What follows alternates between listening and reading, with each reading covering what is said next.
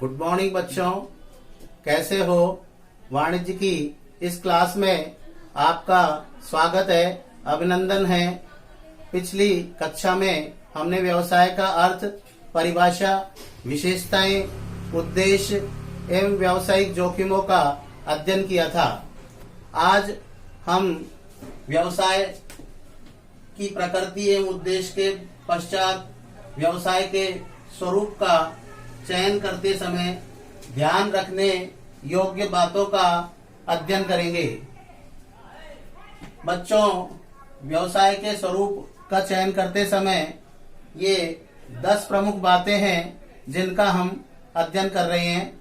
सबसे पहली जो बात आती है वो है व्यवसाय के स्वरूप का चयन, अर्थात व्यवसाय में हमें उद्योग का चयन करना है या सेवा व्यवसाय का चयन करना है।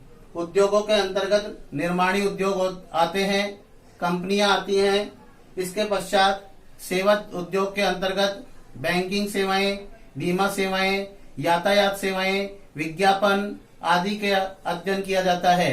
तो इसका चयन हमें बहुत ही सोच विचार करके करना है। व्यवसाय की जोखिमों को ध्यान रखते हुए करना है कि वर्तमान समय में किसकी ज्यादा मांग है, जिसमें अधिक लाभ होने की संभावना है, उसी का हम चयन करते हैं।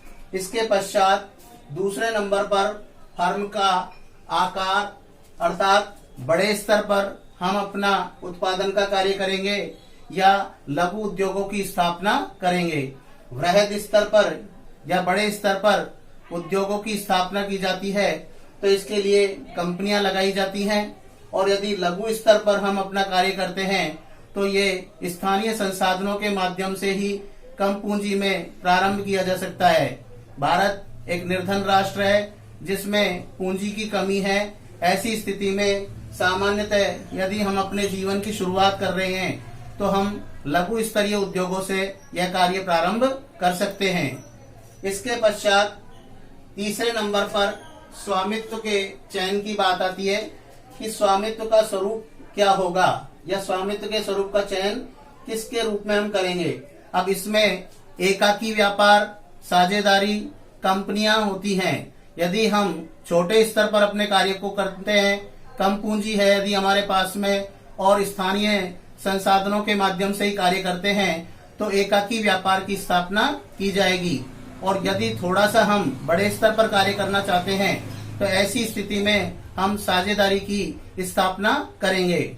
और यदि वृहद स्तर पर हम उपक्रम की स्थापना करना चाहते हैं तो ऐसी स्थिति में कंपनी होगा। कंपनी प्रादुर्भाव एक इस प्रकार का प्रादुर्भाव है जिसके अंतर्गत अधिक पूंजी की आवश्यकता होती है और अधिक प्रबंधकीय कौशलता की आवश्यकता होती है। तो उसी के अनुरूप हम अपना निर्णय लेंगे। इसके पश्चात हम उद्यम का स्थान के बारे में बात कर रहे हैं कि उद्यम का स्थान क्या होगा, यानी किस स्थान पर हम उद्योग धंधे लगाएंगे। तो ऐसे स्थान पर उद्योग लगाना आसान होता है जहां पर जीवन की सुगम परिस्थितियां होती हैं और जहां पर हमारे उत्पादन के संसाधन आसानी से और सस्ते मूल्य पर प्राप्त हो सकते हैं। जैसे कच्चा माल, यदि हम देखें कि सूती वस्त्र उद्योग यदि हम लगाने जा रहे हैं तो इसकी जो फैक्ट्रियां हैं या कंपनियां हैं वो अहमदाबाद के पास लगेगी, क्योंकि वहां पर कच्चा माल हमें आसानी से प्राप्त हो सकता है और यातायात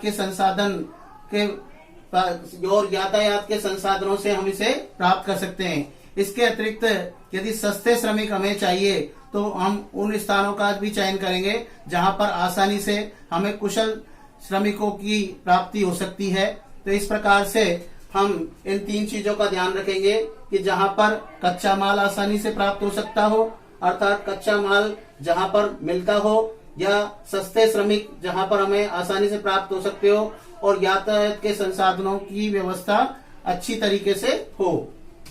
इसके पश्चात हम आवश्यक वित्त व्यवस्था करते हैं। बच्चों, वित्त को प्राप्त करना ही आसान नहीं है और इसके लिए आवश्यकता इस बात की है कि वित्त का चयन करते समय यह ध्यान रखना चाहिए कि हम बड़े स्तर पर यदि कार्य कर रहे हैं तो अंश एवं ऋण पत्रों का निर्गमन करते हैं विशिष्ट वित्तीय संस्थाओं के माध्यम से हम ऋण की व्यवस्था कर सकते हैं। और यदि लघु स्तर पर हम करना चाहते हैं तो हम अपने आसपास की बैंकों से, अपने मित्र या रिश्तेदारों से ऋण प्राप्त कर सकते हैं। तो इस प्रकार से हम वित्त व्यवस्था का चयन करते समय इन बातों को ध्यान रखें, क्योंकि वित्त की व्यवस्था हमें दो प्रकार से पड़ती है। एक आवश्यकता दो प्रकार से होती है। एक तो स्थायी संपत्ति क्रय करने के लिए, स्थायी संपत्ति जैसे भूमि है, भवन है, फर्नीचर है, इनकी व्यवस्था करने के लिए प्रारंभ में हमें आवश्यकता होती है। इसको हम प्रवर्तन संबंधी कार्य कहते हैं। इसके पश्चात दैनिक व्ययों का भुगतान करने के लिए भी हमें वित्त की आवश्यकता होती है। दैनिक जो व्यय होते हैं उन व्ययों में सैलरी होती है कर्मचारियों की, इसके अलावा प्रशासनिक व्यय होते हैं, इसके अलावा कार्यालय के उपकरणों का खर्चा होता है, और भी किसी तरीके के छोटे मोटे खर्चे होते हैं। तो इस तरीके के कार्यों के लिए हमें वित्त की व्यवस्था करनी होती है। इसके पश्चात हम भौतिक सुविधाएं देखते हैं। भौतिक सुविधाओं में हम मशीन, कार्यालय, उपकरण, इन सब का ध्यान रखते हैं कि मशीन कहाँ पर लगाई जाएगी, उसके लिए क्या क्या व्यवस्था की जाएगी। सरकार के द्वारा बनाए गए नियम, कारखाना अधिनियम 1948 के प्रावधानों के अनुसार हम मशीनों को लगाने की व्यवस्था करेंगे। सबसे पहले हम कार्यालय स्थापित करेंगे। कार्यालय भी हमारा मुख्य कार्यालय और शाखा कार्यालय दो प्रकार के होंगे। शाखा कार्यालय शहर के नजदीक लगाया जाएगा, जहां पर लोगों का आवागमन आसानी से हो सके। इसके अलावा कार्यालय के अंतर्गत उपकरण जो होते हैं उन उपकरणों की व्यवस्था की जाएगी। कंप्यूटर है, फैक्स है, फोटोस्टेट की मशीन है, इसके अलावा और जो उपकरण हैं, इन सब उपकरणों की व्यवस्था करने के लिए हम सारी व्यवस्था करेंगे। इसके पश्चात संयंत्र विन्यास की बात कर रहे हैं। यहाँ हम जब उद्योग लगाने जा रहे हैं तो उस फैक्ट्री का पूरा नक्शा तैयार करेंगे। अब उस नक्शे के अंदर व्यक्ति और वस्तु का स्थान का चयन करना होगा हमें, कि व्यक्ति और वस्तु का स्थान सुनिश्चित किया जाएगा ताकि किसी प्रकार की आने जाने वालों को कोई असुविधा नहीं हो। इसमें हम मशीन, मानव, कच्चा माल, भंडारण गृह, इन सब की व्यवस्था करेंगे। इसके लिए नक्शा तैयार किया जाएगा कि सबसे पहले रिसेप्शन होगा, इसके पश्चात बाहर से ही जो रोकड़ होती है उसके लेने देने का कार्य होगा। इसके अलावा प्रबंधकों के कमरे कहाँ कहाँ होंगे। इसके पश्चात हमें मशीनें कहाँ लगानी है, निर्माण कार्य किस स्थान पर होगा, श्रमिक जो आते हैं या कर्मचारी आते हैं उन कर्मचारियों के पार्किंग की व्यवस्था क्या होगी, और मीटिंग जो की जाएगी उसके लिए एक अलग से भवन की व्यवस्था होगी। तो ये सारी बातों को ध्यान में रख करके हम ये कार्य करेंगे। इसको हम संयंत्र विन्यास कहते हैं, जिसमें मशीन, मानव, कच्चा माल, भंडार गृह, जहाँ पर माल तैयार होगा तो उस समय उस भंडार गृह में उस माल को तब तक सुरक्षित रखा जाएगा जब तक कि उस माल का विक्रय नहीं हो।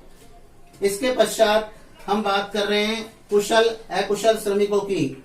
वास्तव में यदि देखा जाए तो संपूर्ण उपक्रम में या कंपनी में कर्मचारियों की व्यवस्था करना एक बहुत ही जटिल कार्य है। इसमें हमको कुशल, अकुशल एवं अर्धकुशल श्रमिकों की आवश्यकता होती है। उसके हिसाब से ही हमको उनका चयन करना होगा।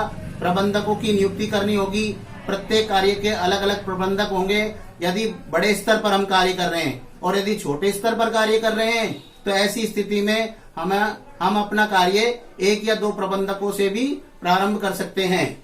तो ये व्यवस्था में करनी होगी। इसके पश्चात बच्चों कर संबंधी योजना तैयार करनी होगी कि कंपनी का अपना जो कर है, टैक्स है, वो समय समय पर चुकाना है। तो इसके लिए हम व्यवस्था करेंगे। आजकल माल एवं सेवा कर, जिसे जीएसटी कहा जाता है, उसको भी चुकाने की व्यवस्था की जाती है। जीएसटी के लिए फाइलें तैयार की जाएंगी और समय समय पर उनकी पूर्ति करके विभाग को भिजवाने की व्यवस्था की जाएगी।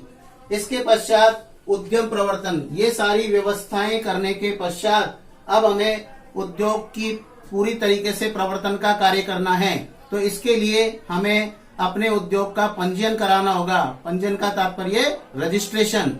रजिस्ट्रेशन के लिए रजिस्ट्रार के पास जाकर के आवेदन पत्र भरना होगा और आवेदन पत्र भर के रजिस्ट्रार के पास में इसके लिए आवश्यक जो फीस है वो चुकानी होगी। जब हमारे को रजिस्ट्रार के पास से पंजीयन प्रमाण पत्र मिल जाएगा तो कंपनी के कार्यालय में उस पंजीयन प्रमाण पत्र को हम दीवार पर लगा देंगे, ताकि कोई भी व्यक्ति आए तो वो ये देख ले कि हमारी कंपनी रजिस्टर्ड है, पंजीयन है।